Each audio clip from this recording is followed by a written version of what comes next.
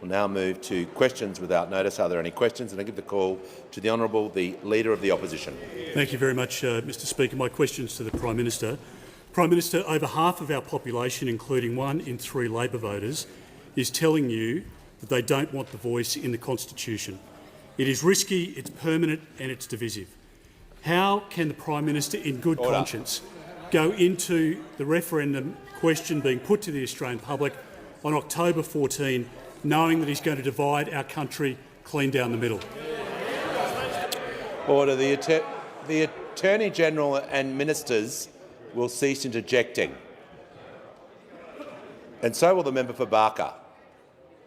Give the call to the Prime Minister. I thank the Leader of the Opposition for his question.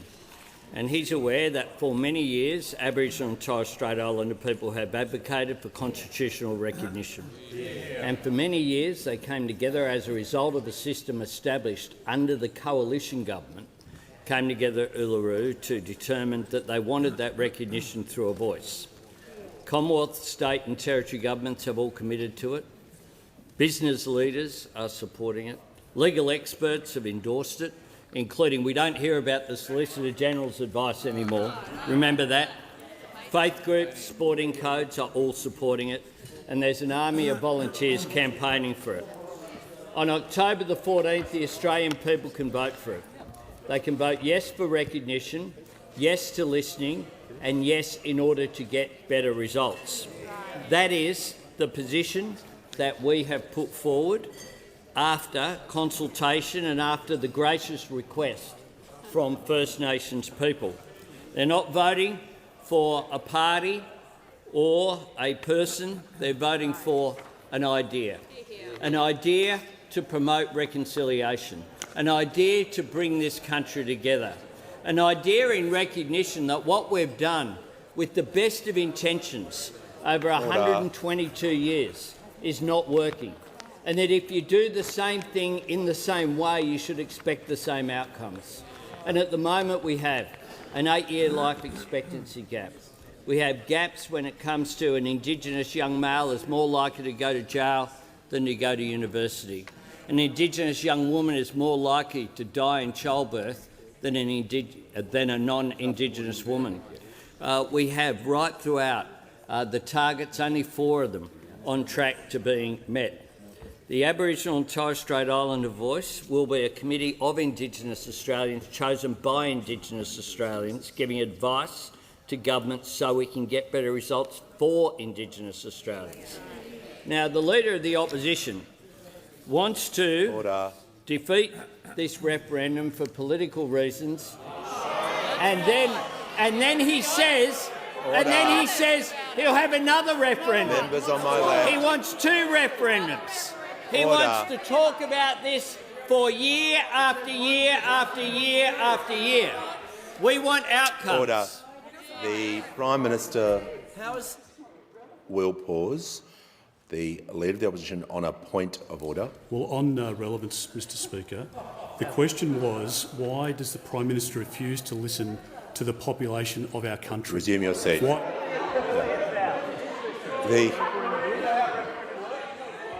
The Prime Minister is being relevant to the question as he order. It's not an excuse, Leader of the Opposition, to simply make a statement. It is the Prime Minister is being relevant as his question was about the constitutional change and about what is happening. He is giving context and detail, and I'll make sure he's being relevant. He has the call. I'll tell you what, no one is asking for a second referendum, which is his position. No one. No one. He wants to see Indigenous people. He just doesn't want them to be heard, Mr Speaker. Just doesn't want them to be heard. And then he said we can change the question. He voted for the legislation. He sat over here and voted for the legislation that is the wording of this referendum, which will go to the Australian people.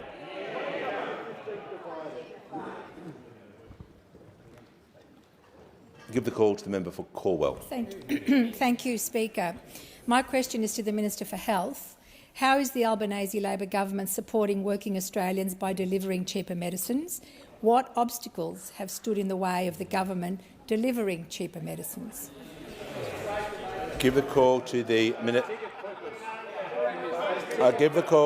for Health and Aged Care. Yes, thank you, Speaker. I thank the member for her question. She promised, like everyone on this side did, to make medicines cheaper to the electorate, and in just 15 months we've delivered 4 waves of cheaper medicines reforms. Order. Last July, we slashed the maximum amount that millions of pensioners and concession card holders would pay for all of their medicines needs in any given year by 25%.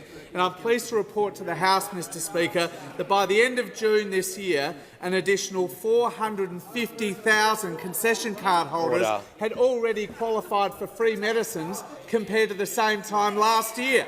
450,000 more Australians who pay nothing at all for their medicines needs for the last 6 months of this year. And in September, the second wave of our reform slashed the price of 2,000 brands of medicines, putting $130 million back into the pockets of hard-working Australian patients.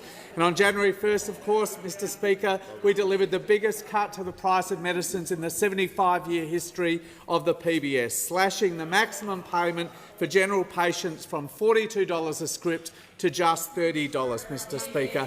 And now, Mr Speaker, thanks to the 4th wave of our reforms, millions of patients will only have to pay that money 6 times a year instead of 12. 2 scripts for the price of 1, effectively halving the cost of almost 100 common medicines for a range of ongoing health conditions.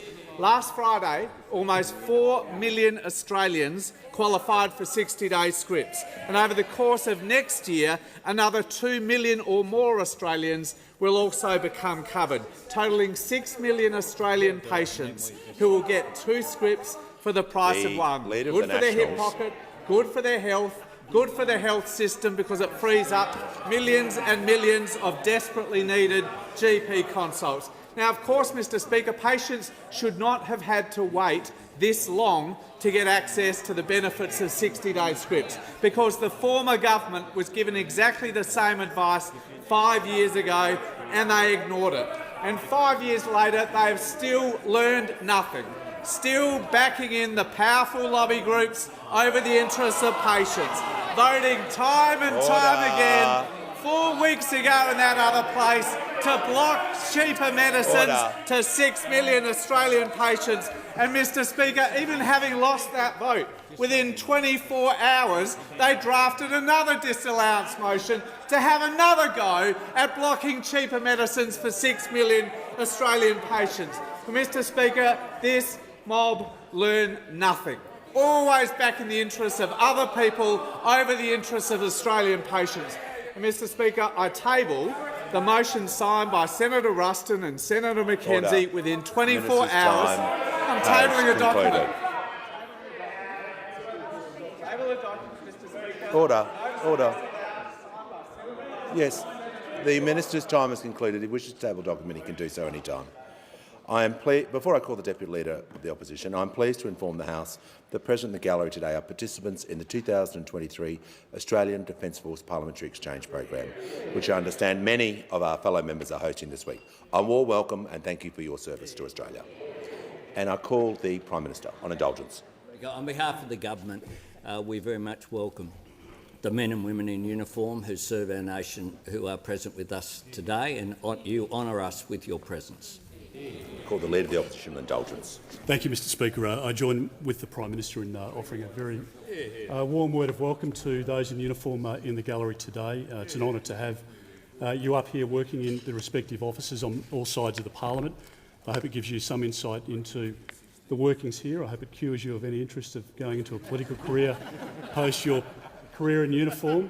But most importantly, there is a lot that we learn by having you in our office of your experiences and how we can make decisions that ultimately become in our country's best interests. And I give the call to the Deputy Leader of the Opposition. My question is to the Prime Minister. The authorised official history of the Uluru Statement from the Heart, written by co-chairs Megan Davis and Pat Anderson, was published 6 days ago. The almost 200-page hardcover book states, quote, "The statement was drafted and overwhelmingly..." Mr Speaker. The members on my right. The Deputy Leader will just resume her seat briefly. Members on my right know the procedures of this place. It is highly disorderly to interject, particularly when questions are being asked. Members on my right are now formally warned, and the Deputy Leader of the Opposition will start her question again. My question is to the Prime Minister. The authorised official history of the Uluru Statement from the Heart, written by co-chairs Megan Davis and Pat Anderson, was published 6 days ago. The almost 200-page hardcover book states, quote, "The statement was drafted and overwhelmingly endorsed by the Convention's delegates. It is 15 pages long," end quote. Does the Prime Minister still maintain the Uluru Statement is just 1 page and that any suggestions otherwise are conspiracy theory and nonsense? Order. The Deputy Leader was heard in silence, and so will the Prime Minister. He has the call. Thanks, Mr Speaker. Wait till they reveal the secret verses of "You're the Voice" by John Farnham, Mr Speaker. Wait till they find that, Mr Speaker. Order. Because they're out there somewhere. There's a 10-minute bagpipe solo in there. It goes on and on and on and on. Mr Speaker. The Minister for Resources. So we had in that question that it's 200 pages. Then we had it as 20 pages. Yes, on the front page of the paper was 15 pages. What happened? If you have a look at what it says, the record of meetings and views in different locations that are published very helpfully today in News Corp tabloids, it says things like this. For example, delegates at the First Nations Regional Dialogue stated that the reform must be substantive, meaning that minimal reform or symbolic reform is not enough. Dialogues emphasising that reform need to be substantive and structural include Hobart, Broome, Darwin, Perth, Sydney, Ross River, Adelaide, Brisbane, Torres Strait and Canberra. It goes on and says, for example, Order. the document quote the reports from individual dialogue meetings. For example, they cite the reflection of the participants in the Perth dialogue that we have learnt through the leaders of the Pilbara strike, we have learnt from the stories of our big sisters, our mothers, how to be proud of who we are. Mr Speaker, in the lead-up to the Uluru Statement from the Heart, there were hundreds of meetings involving thousands of Indigenous people set up under the former government, this process. Set up under the former government. Meeting at Uluru in 2017 to agree to the Uluru Statement from the Heart, which I tabled, the one-page document. And they know full well that Megan Davis has made it very clear that the Uluru Statement is 1 page. Order. What we have here is a whole range of meeting minutes, effectively, of the hundreds of meetings that took place in the lead up to Uluru, because it was well thought through, Mr Speaker, and they came up with a gracious 440-word statement. 440-word statement, just like the words that are in the question before the Australian people are very clear and succinct as well. But they don't want to talk about them. They want to talk about everything but. They say that people are confused, but they try to add to every bit of confusion with what is an utter untruth that they know is totally untrue, which is why Ken Wyatt, their person who was minister in the Morrison government, has walked away from you. Concluded. Give the call to the member for... The member for Cunningham. Order. Members on my right. The Minister for Early Education and the Minister for Home Affairs. The member for Cunningham will resume her seat. She will get the call. The Deputy Leader of the Opposition on a point of order. Mr Speaker, I seek leave to table various newspaper articles and the book to which I refer, which, knowing the Prime Minister's form, he probably hasn't read. The Deputy Leader is seeking to table a book and documents. Order. She's entitled. Order. Members on my right. She's entitled to table a book. The Leader of Order. The member for Fairfax. The member for Dawson will leave the chamber under 94A. Just so that you're clear, I'm trying to deal with points of order from your side. You leave the chamber and not interject on the way out either. Now, the Leader of the House. Leave's not granted. The member for Cunningham. Thank you. My question is to the Minister for Employment and Workplace Relations. Why is it important to close the loopholes that undercut wages and conditions? What has been the response from those who oppose closing the loopholes? Order. I give the call to the Minister for Workplace Relations, the Minister for Employment and the Minister for the Arts. Thanks very much, Mr Speaker, and I thank the member for Cunningham for the question. Someone who's working for Australia to make sure that people are paid better. Senator Cash said when this debate started, she said, if it's all about closing a loophole, close the loophole. Show us first where the loophole is and then close the loophole. Well, that's exactly what the legislation that's been introduced to the parliament does. At the moment, there's a loophole where gig economy workers have no guaranteed minimum standards at all. None. There's a loophole at the moment where an enterprise agreement can be completely undercut through the use of labour hire. The member for Deakin and the member There's for a loophole Moncrief. at the moment where if you steal from the employer, it's a criminal offence, as it should be, but if the employer steals from the worker, it's not a criminal offence. There's a loophole at the moment where you can be working, employed as a casual, but working identically to if you are a permanent worker, and you don't have the right to be able to switch from one to the other if that's what you want. They're the loopholes, and they're exactly what we're proposing to close in this legislation. But there's three things that you do when you don't want to deal with the issue at hand. Three things that you do. One, you blame consultation. Secondly, you try to talk about an issue that's not in fact in front of you. And thirdly, you talk about delay. Those opposite have taken delay to an entirely new level now. Yesterday we had a vote that this debate be delayed until the 16th of October.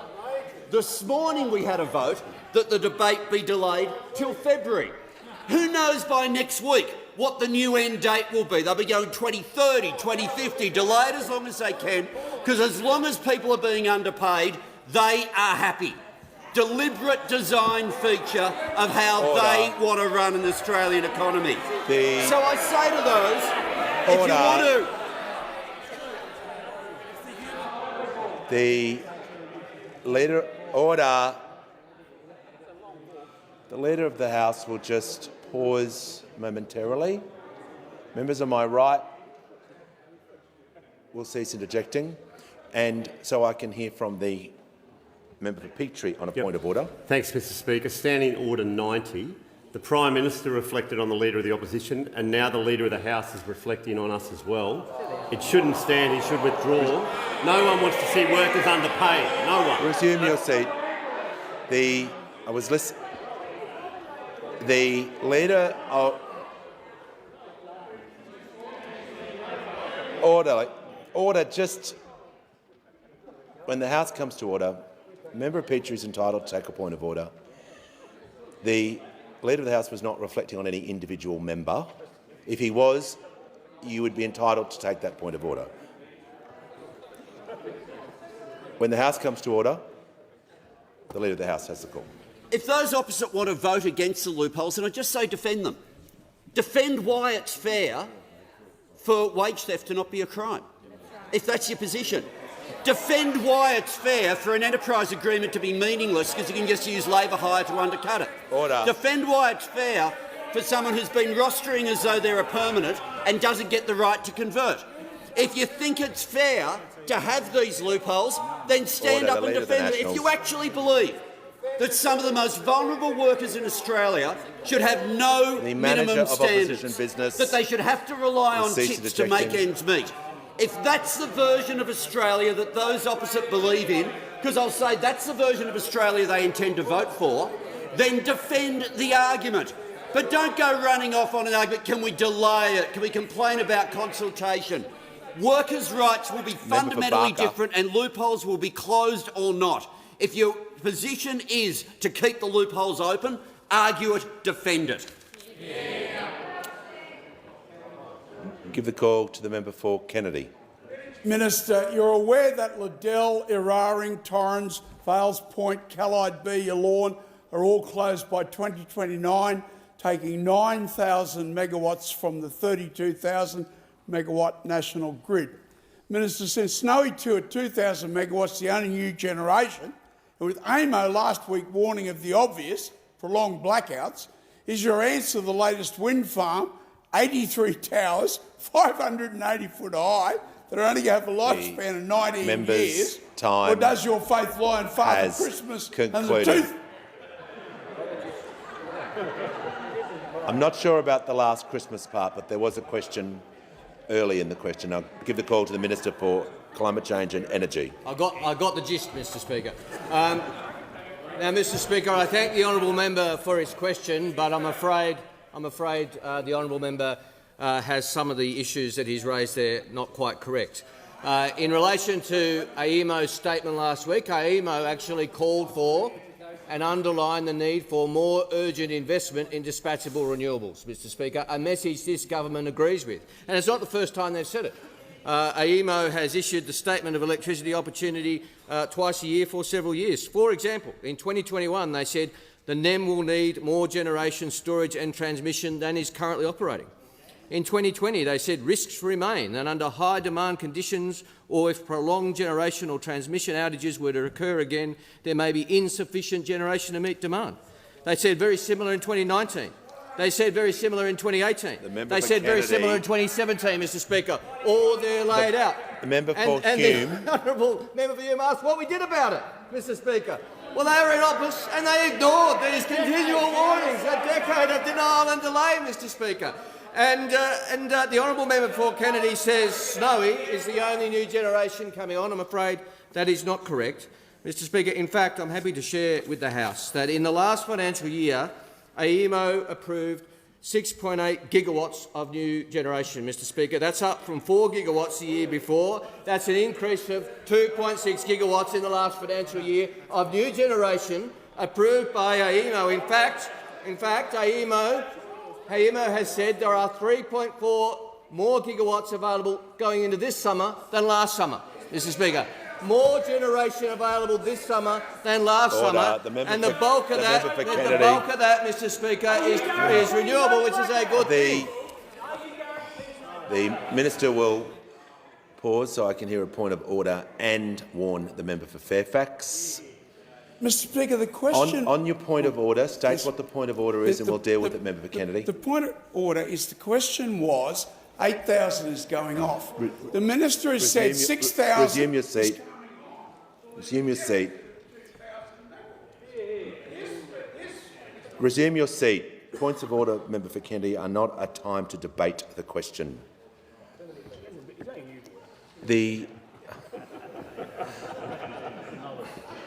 Minister has the call. Thanks very much, Mr. Speaker. AEMO also said last week federal and state initiatives, including transmission projects identified in the Integrated System Plan and mechanisms delivering firming capacity, such as the Commonwealth's Capacity Investment Scheme, can address many of the identified risks over the next 10-year horizon.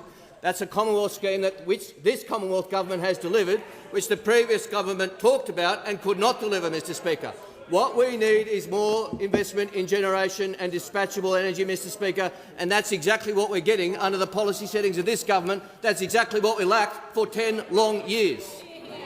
Before I call the member for Swan, I'm pleased to inform the House that present in the gallery today are a group of students participating in the Work Exposure in Government program, the WEX program. On behalf of the House, I look forward to meeting you all after question time, and welcome to question time.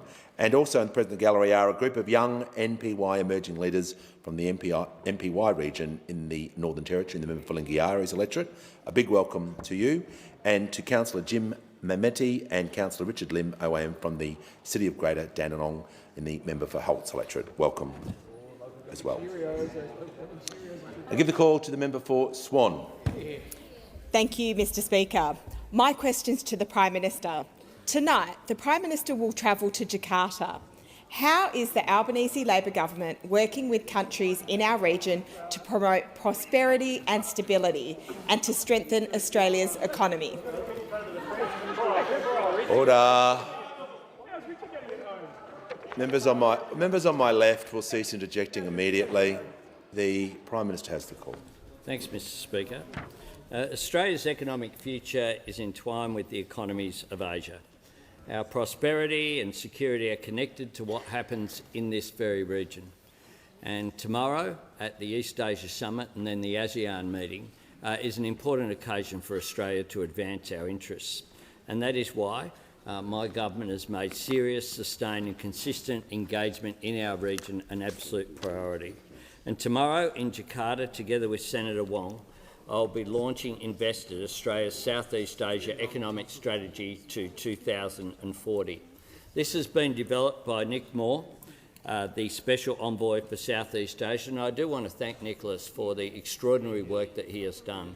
This is the most substantive piece of work ever done about Australia's relations when it comes to our economic future with Southeast Asia. The opportunity that we have to create prosperity and create jobs here, as well as to lift living standards in our region. This is, of course, tied as well with national security issues. When you lift living standards and provide opportunity and build those relationships, as I have with people like President Widodo, what you do is you strengthen our position. We have Indonesia, one of the world's largest economies and one of the world's largest democracies just on our doorstep. But the truth is it's not even in our top trading partners. We need to do better. This blueprint does just that. It provides an opportunity to maximise those opportunities for Australian businesses and workers in the most dynamic region in the world. Southeast Asia is a centre of global activity and business. More trade and more investment with ASEAN means more jobs at home. And Mr Moore has identified 10 priority sectors with growth potential. It includes agriculture, resources, renewable energy and education. And I'll announce tomorrow the first steps that we're taking to implement the strategy. This will be an important visit, and I thank President Widodo for once again hosting a very important international gathering. It will be followed by the G20 meeting being hosted by Prime Minister Modi in India, and in between I will have the first bilateral visit by an Australian leader to the Philippines in over 2 decades. That is important as well. They're an important nation for us, for our security, for our economic growth, as well as, of course, the diaspora of those 3 countries being important for people-to-people links. This is an important document that we will release tomorrow. Australia's security and prosperity is always best served when we take a seat at the table, and that's precisely what my government, through the leadership as well of people like the Foreign Minister Penny Wong, the Trade Minister Don Farrell and the Defence Minister Richard Marles are doing in our region. And on indulgence, the Leader of the Opposition. Thank you very much, Mr Speaker. Well, I want to offer very strong words of support to the Prime Minister. We can have our arguments domestically and in this chamber, but when the Prime Minister steps onto the international stage, it's important that our trading partners and friends hear a very united message. And for those in Indonesia, not just in terms of geopolitical priorities at the moment and the need for us to collaborate closely with our partners in the near region, but as the Prime Minister rightly points out, the essential elements to advancing the relationship, the people-to-people links, and also the trading opportunities, which should be much greater than they currently are. Both sides of politics very strongly support the development of the relationship with Indonesia. The expat community here, the way in which our business leaders on both sides of the ocean are able to work together is a very significant underpinning for what should be a very bright future. Similarly, in terms of the other legs of the Prime Minister's trip, it's important for us to send a very clear message that at this time we do want to strengthen our relationships, our ties across all of the areas detailed by the Prime Minister. We wish the PM every success in the trip because it is important for our country's future and we stand ready to support the outcomes of the statement the Prime Minister referred to as well. The call to the honourable member for Hume. My question is to the Prime Minister. We've seen 11 interest rate increases on this government's watch. New Roy Morgan research shows 1.43 million Australians are at risk of mortgage stress. That's 28.7% of mortgage holders. Why are Australians paying the price for this Prime Minister's economic failures? Call to the Prime Minister. Thanks very much, Mr Speaker. I thank the Shadow Treasurer for his question, but I don't think his heart was really in it. I don't think his heart was really in it, Mr Speaker, because it's like the Treasurer has a force field around him where the Shadow Treasurer is unable to break through and ask him a question. But I do encourage him to do so, Mr Speaker. Order. The Prime Minister will pause. The Leader of the Opposition a point of order. Well, Mr Speaker, on relevance, it was a serious question about 1.43 million Resume your seat. Yeah, you resume your seat. Prime Minister is 30. Order. Prime Minister is 30 seconds into the answer. He has the call. Thanks, Mr Speaker. And of course, interest rates are of course linked with inflation. And what has occurred is that there have been interest rate increases as a result of inflationary pressures in the economy. Inflation peaked at 2.1% in the March 2022 quarter. Under their watch, in the last full quarter in which they were in government. And since then, what we have done to take pressure off inflation Order. The Prime Minister will pause. The member for Hume has asked. The member for Hume has. The Treasurer will cease interjecting, and the member for Hume will cease interjecting immediately, and will remain silent for the remainder of the question. Prime Minister has the call. Thanks, Mr Speaker. We had a three-point plan that we've been putting in place. The first thing we did was turn the $78 billion deficit under them into a surplus. That's what we did, Mr Speaker. That's what we did, Mr Speaker. The first in 15 years. That makes a difference. Second thing we've done is to provide cost of living relief to help families, cheaper childcare, cheaper medicines.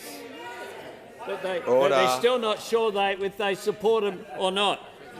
The energy price relief plan that they opposed, affordable and social housing, strengthening the social safety net. The Prime Minister will pause. The member for Fairfax was on a warning. The process is, if you're warned and you interject again on the warning, you will leave the chamber under 94A. The Prime Minister has the call. The third element, of course, is the supply-side challenges. The National Reconstruction Fund, $15 billion to support new industries to deal with transition as well for existing industries. The policy we have on skills and TAFE, where we promised 180,000 fee-free TAFE places, and we've not only met that target, we have beaten it by 34,000 already, with 214,000. The plan we have of rewiring the nation, fixing the energy grid, bring it into the 21st century. Those three-part plan to deal with inflation, all about dealing with the inflationary pressures that were there, that I say peaked in the March 2022 quarter. Now, inflation is moderating, and we welcome that. We welcome that. We hope to see it moderate more, and we'll welcome that as well. But we actually have an economic plan, unlike those opposite, who of course hid the energy price rise before they were in government and introduced a special regulation to do so. Order. The Treasurer will cease interjecting. So give the call to the member for Aston. Thank you, Speaker. My question is to the Treasurer. What does the Reserve Bank's decision on interest rates today mean for Australia's economic outlook? Call to the Treasurer. Thank you, Speaker, and thank you to the wonderful member for Aston for her question. The Reserve Bank has just announced its decision to keep the cash rate unchanged at 4.1%. Now, as honourable members would be aware, this is the third month in a row that rates have been kept on hold, a third moment of relief and reprieve for many Australians and small businesses that we know are already under the pump, particularly those who have come off fixed rates and the 500,000 more who will transition before the end of the year. We understand that Australians are still under pressure even after this decision today. That's why we are working for Australia to roll out billions of dollars in cost of living relief in ways that take the edge off inflation rather than add to it. This is our major focus. And we are pleased to see in the most recent inflation data and in today's uptick in confidence that our energy plan is helping, as the Prime Minister said. Now, in the statement today, the Reserve Bank makes it clear that higher interest rates are biting in our economy and impacting our economy. It talks about a painful squeeze on finances, and it also talks about the uncertainty out of the Chinese economy. And what we've seen in recent data is the impact of higher interest rates, high but moderating inflation, and also this continuing global uncertainty on our economy. And we expect to see that in one way or another in the national accounts, which are released tomorrow. Consumption's about half of our economy, so as these higher rates take a toll on households, they're also taking a toll on the economy. We anticipated this in the budget forecasts, and economists are expecting some of this in the national accounts tomorrow. Now, China's economy is slowing as well, and this adds to the uncertainty, and Australia is not immune from it. We know that there are challenges ahead, Mr Speaker, but we are well placed to deal with them. 500,000 jobs in the first 13 months of this government, the beginnings of decent wages growth and the first surplus in 15 years. Services exports in today's numbers show that education and tourism are making important contributions to our economy. And with our carefully calibrated plan, we are working for Australia to shepherd our people and our economy through difficult times at the same time as we lay the foundations for a stronger economic future as well. Now, Mr Speaker, I also wanted to say that today is Governor Lowe's final Reserve Bank board meeting, and he goes, as we've said before, he leaves that important role with the government's respect, the government's gratitude, and he leaves with dignity. Now, his replacement, Michelle Bullock, is an outstanding economist and a leader with deep understanding of the RBA. She will be the first female governor in its 63-year history, and I'm sure that the whole House joins me in wishing incoming Governor Bullock all the very best. Call to the member for Cowper. My question is to the Prime Minister. Did the Prime Minister have a conversation of any nature with Mr Alan Joyce prior to the government's decision concerning Qatar Airways?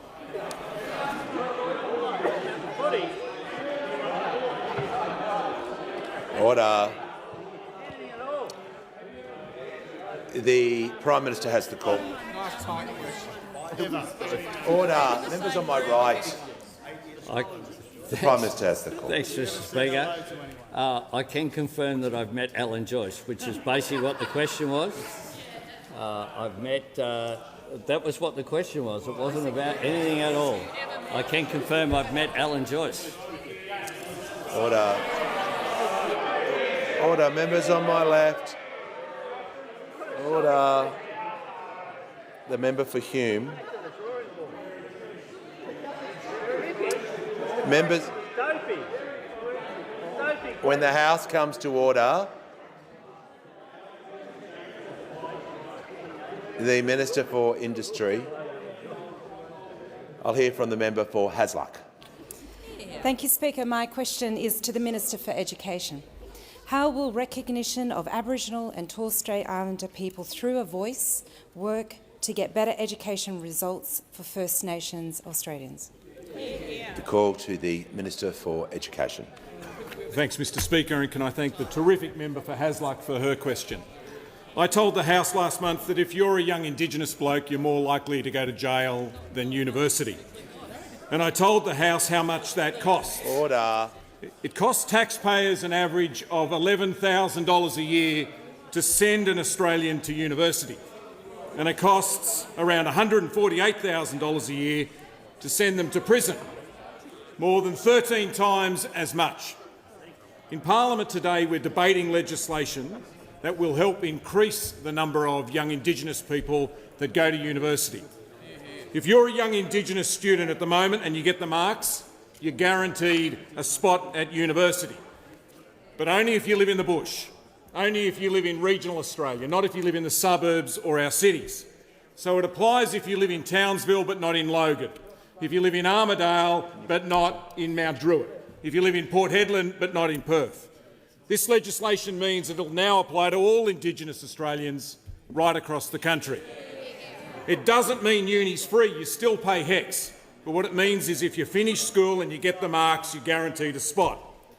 And the University's Accord report says that this could potentially double the number of young Indigenous people at university within a decade. That's a good thing.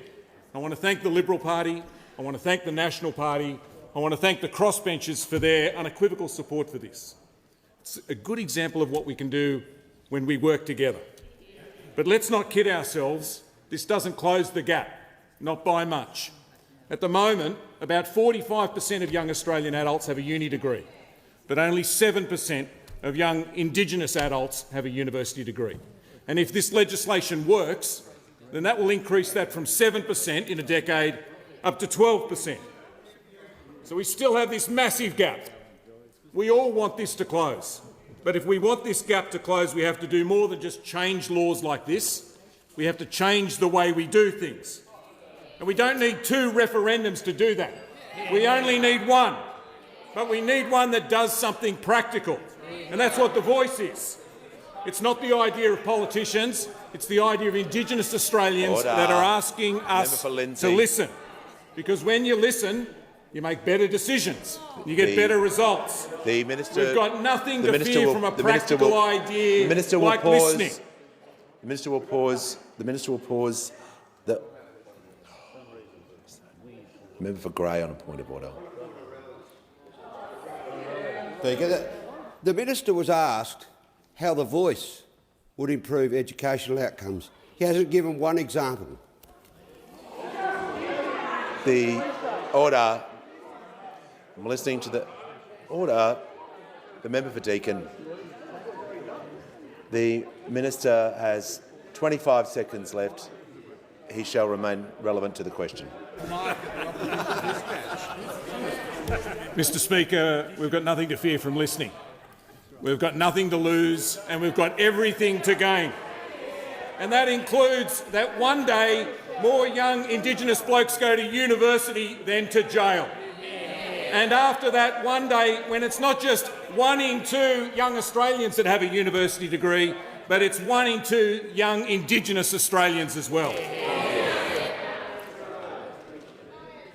Give a call to the Leader of the Opposition. Thank you very much, Mr Speaker. My question is to the Prime Minister. Did the Prime Minister have any conversations with the CEO or any senior executive of Virgin Australia regarding the Qatar application before the decision was made? Give a call to the Prime Minister. Yes. Give a call to the member for Blair. Mr Speaker, my question is to the Minister for Communications.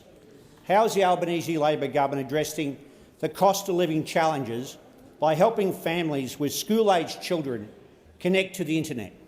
Well done. Great. Give a call to the Minister for Communications. Thank you, Mr Speaker, and I thank the member for Blair for his question. He understands that broadband is a key driver of equality of opportunity. And in 2023, being connected to broadband is essential to maximise educational opportunities and to take advantage of our digital economy. Fortunately, the majority of Australian families and their children do have internet access at home. However, there remains a small proportion of families that, for whatever reason, whatever personal circumstance, do not. The Albanese government understands that cost of living pressures can exacerbate digital exclusion, and we are determined that nobody be left behind. To address this inequity, the government is working for Australia through targeted measures that deliver practical outcomes, assisting these families to get connected through our school student broadband initiative. During the pandemic, parents shared with me how they would park with their kids outside fast food restaurants just so they could get Wi-Fi access and download their remote learning tasks for the day. This is unacceptable.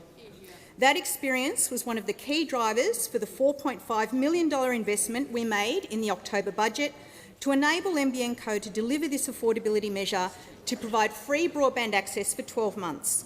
I'm pleased to report to the House that more than 2,500 families without broadband at home have now been connected to free internet. And in addition, Over 19,000 vouchers for free connections have been issued by NBN to nominating agencies and eligible families, which will flow through to even more families connecting. The Queensland Department of Education is the latest nominating organisation to come on board, also working with the Smith family to reach families who may benefit from the scheme. And I thank Minister Grace for her support and recognition of this crucial role that access to internet plays in narrowing the digital divide. NBN Co is also available to take referrals from members of parliament and senators to support families in need. And I'm pleased that a number of colleagues across the parliament are promoting the initiative and identifying families in their own electorates. I thank you for your support and I look forward to working with you on this important initiative. Given the ongoing demand for this program, I'm also pleased to inform the House that we have extended the nominating period for eligible families to obtain a free internet connection until the end of Term 1 in 2024. That's because, Mr Speaker, we want to ensure that as many families as possible can take advantage of this very important cost of living assistance, so that students, regardless of their circumstances, can access the internet to undertake their education with the same equitable access to broadband as their peers. Before I call the member for Calare, I'd like to recognise Mike Simon, the former member for Deakin and councillor for the Maroona City Council, in the gallery today. I give the call to the member for Calare. To the Prime Minister. Since the days of the gold rush, our communities have been fighting for a crossing over the Macquarie River at Dixon's Long Point between Mudgee and Orange. There was $27.8 million of allocated funding sitting in the kitty, and the project had gone out to tender before your government roadblocked it. Today I met with the relevant state minister, and there's no immediate contribution for this federal initiative. Will your government support the people of our region by building this game-changing bridge, and why can't the $27.8 million be spent on improving the existing road? Give the call to the Prime Minister. I thank the member for Calare for his question. I thank him also for raising it with me, as he has made representations on behalf of his constituents. I have also had discussions I've raised it with the New South Wales government, and I know I've raised it with the Transport Minister as well, and I'd ask the Transport Minister to also make some comments.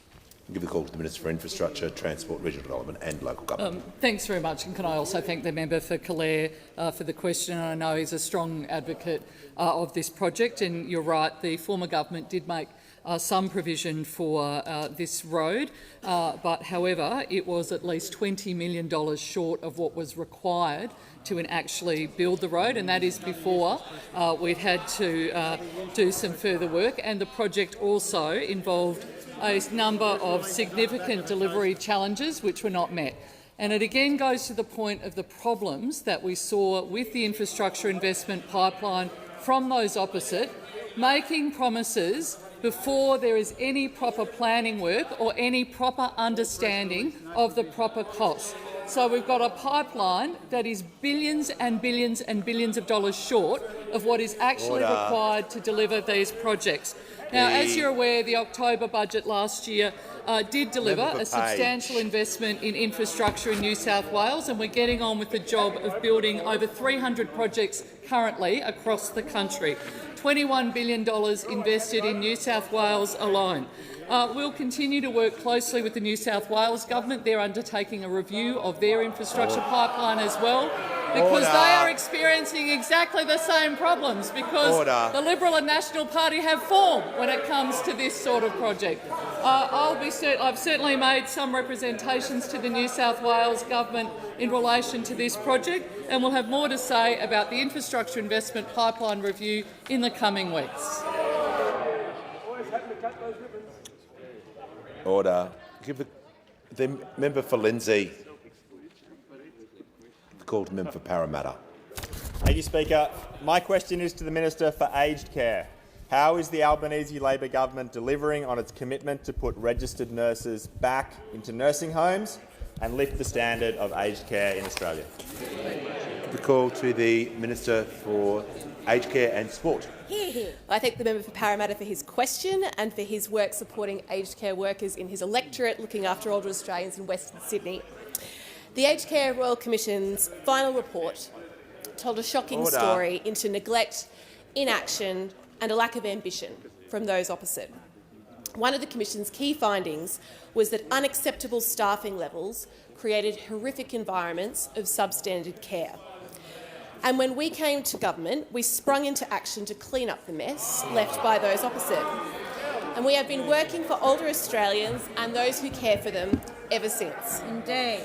We supported a pay rise for aged care workers, which led to a 15% increase to the award wage. We legislated a requirement for 24/7 nursing to make sure aged care residents could get the clinical care that they required around the clock. Our first set of data for our 24/7 nursing mandate revealed staggering improvements. On average, there is a nurse on site 98% of the time, or 23.5 hours a day. On average, 86% of all homes have reported data that have a nurse 24/7, and the majority of those remaining homes are extremely close to meeting that target, most only 1 or 2 hours off. That's excellent. This is having a real, tangible effect on the ground. In the past year, there has been a reduction in the number of pressure injuries. There has been a reduction in the number of physical restraints, a reduction in the number of significant unplanned weight loss, in falls, in polypharmacy and in the use of antipsychotics in aged care. We are also seeing improvements in the star ratings data that we introduced, with fewer 1- and 2-star rated facilities and more 4- and 5-star rated facilities just since December, when we launched the program. That is what 24/7 nursing has always been about. It's been about fewer falls, fewer pressure injuries, fewer avoidable hospital admissions, more older people feeling safe and respected in aged care. And these improvements have taken a whole-of-government approach, pulling every lever that we have to build the aged care workforce. But the real heroes of the mission have been the aged care workers. Indeed. Aged care workers voted with their feet at the election. They elected an Albanese Labor government to put nurses back into nursing homes. That's right. For too long, these workers have been overworked and they have been underpaid. They've seen their colleagues work in other parts of the care economy with better pay and better conditions, but they stuck with it because they love their residents. And so today, on Thank You for Working in Aged Care Day, to those workers, we say thank you. Thank you for waiting it out and thank you for working in aged care. Yeah. The call to the Chief Opposition Whip. Thank you, Mr Speaker. My question is to the Prime Minister. Did the Prime Minister have any conversations with the outgoing Qantas CEO or any other senior executive of Qantas regarding the Qatar application before the decision was made? If so, on what date or dates? Give the call to the Prime Minister. No. Give the call to the member for Hawke. Thank you, Mr Speaker. My question is to the Minister for Social Services. What action is the Albanese Labor government taking to address cost of living pressures for vulnerable families?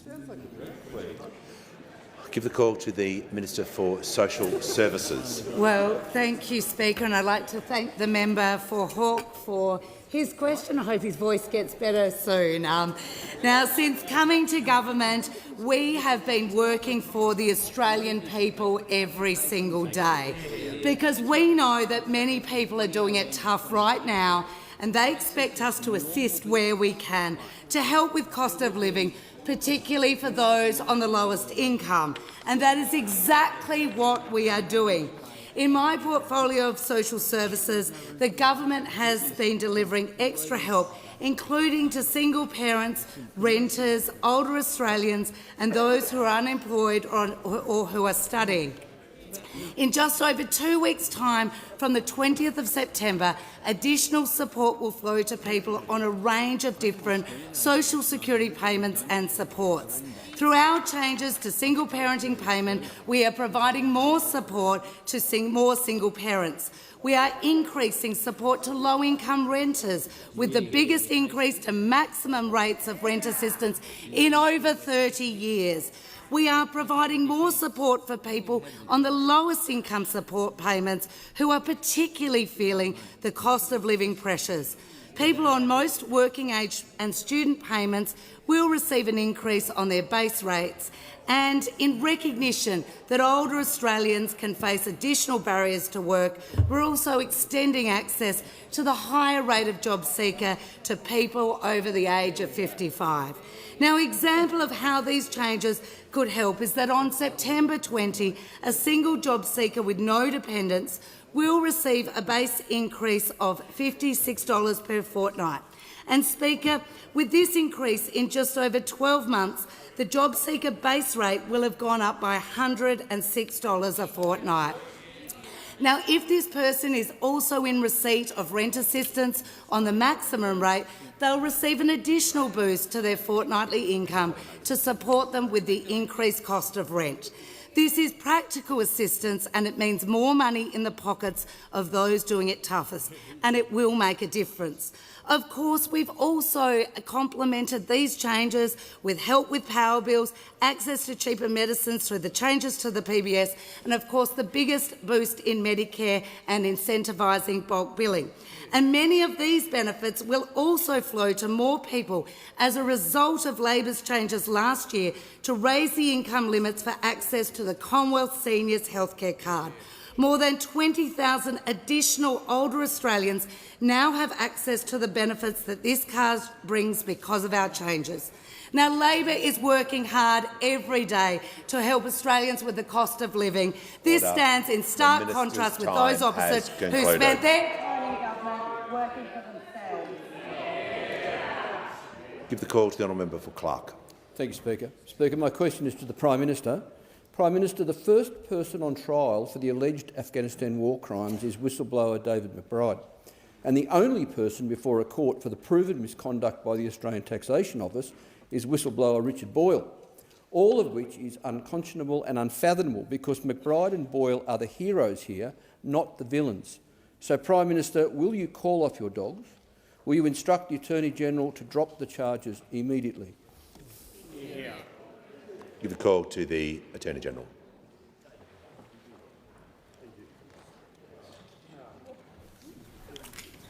Before the Attorney-General... Thank you, Mr Speaker. Just before the Attorney-General takes the call, I'll just allow him to pause a moment so I can hear on a point of order. Mr Speaker, I respectfully ask that that question be asked again without the reference, as if I heard it correctly, to dog, because I think it is unparliamentary and should not have been used.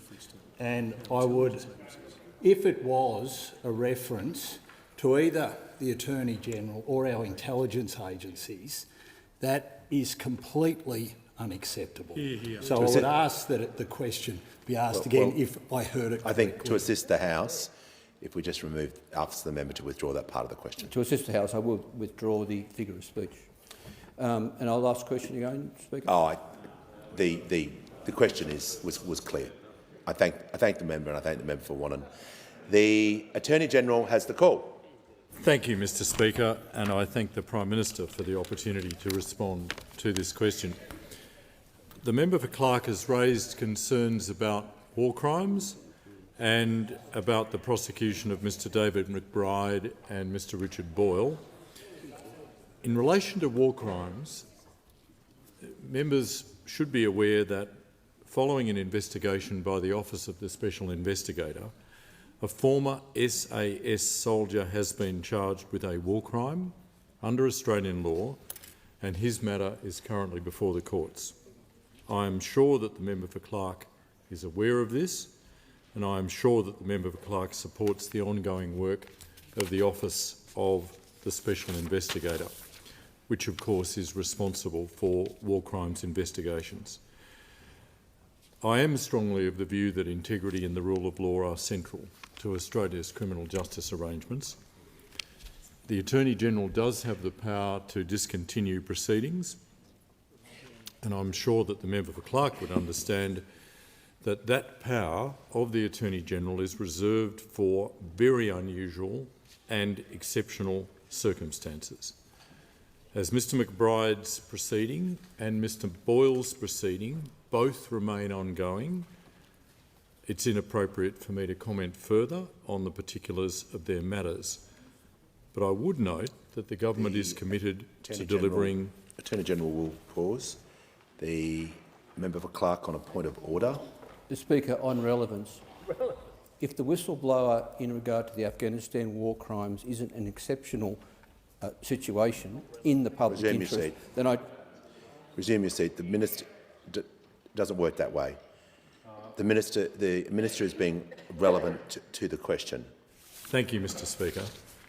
And I'd say again, it's not appropriate for me to comment on matters which are both before the courts, but I do take this opportunity to note that the government is committed to delivering strong, effective and accessible protections for whistleblowers. The government has already delivered priority amendments to the Public Interest Disclosure Act.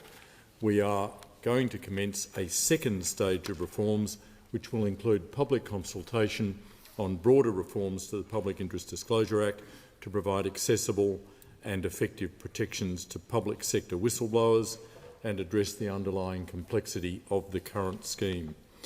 The consultation will also include the need for additional supports for whistleblowers, which may include such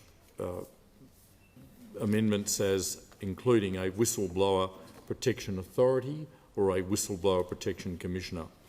The government is delivering on its commitment to ensure that Australia has effective frameworks to protect whistleblowers, which are critical to supporting integrity and the rule of law. The reforms that we have made and reforms which are coming are long overdue. There is significant reform which is required to restore the Public Interest Disclosure Act to a scheme that provides strong protection for public sector whistleblowers. Give the call to the member for Corangamite. Thank you, Speaker. My question is to the Minister for Regional Development, Local Government and Territories. How is the Albanese Labor government delivering on its commitments for local government? Give the call to the Minister. Thank you, and I thank the member for the question, who's a strong advocate for her region and a two-time mayor, so she absolutely understands local government. Thank you for your work. Mr Speaker, we all know that local government is a trusted delivery partner of this government, and we're rolling out record support to help them get high-impact local priorities off the ground. Since becoming the minister, I've met with 250 local councils from around the country, both in their communities and in this place, and they all tell me how critical federal government funding is to their operations. And this was echoed to me in the last fortnight at the Local Government Ministers Forum in Adelaide. The common theme from all jurisdictions across the country was that when we work together, we can get more done. Mr Speaker, the Albanese government continues to support councils to rejuvenate and transform their communities. We've listened to them and we've increased local roads and community infrastructure program funding by $750 million. We extended delivery timeframes to enable councils to deliver projects that will have lasting benefits in their communities. And when I was in Adelaide, I visited the city of Burnside, a fantastic council that are upgrading the George Bolton swimming pool heating, replacing an ageing gas pool heater to an all-new electric system, which was funded through Phase 4 of LRCI program funding. This commitment will support them to be carbon neutral by 2030, and it will see the money that they are saving put into other priority projects. Earlier this year, I met with the Macdonald Regional Council in Northern Territory, which had a number of roads washed away due to extreme weather events. And I want to thank the member for Lingiari, who helped me meet a number of remote councils. And through LRCI funding, they were able to make repairs to key roads, which provided critical access to those remote communities. And recently I received a letter from Lynn McLaughlin, Mayor of the Burdekin Shire. Her letter recognised that her shire was able to deliver significant road and community infrastructure projects with our support.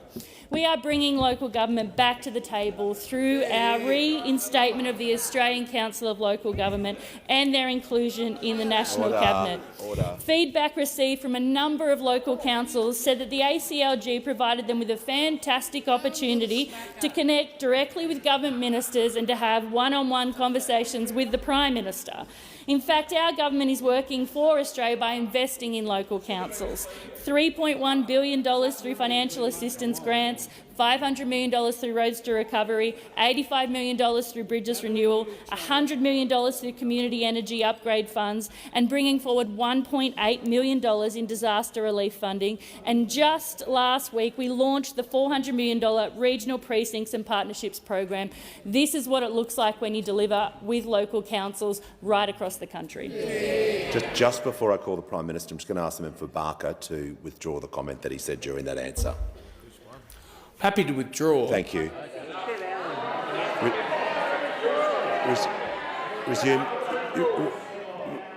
Resume your seat. Call the Prime Minister. Speaker, I ask further questions placed on the notice paper. Just before we move to the MPI,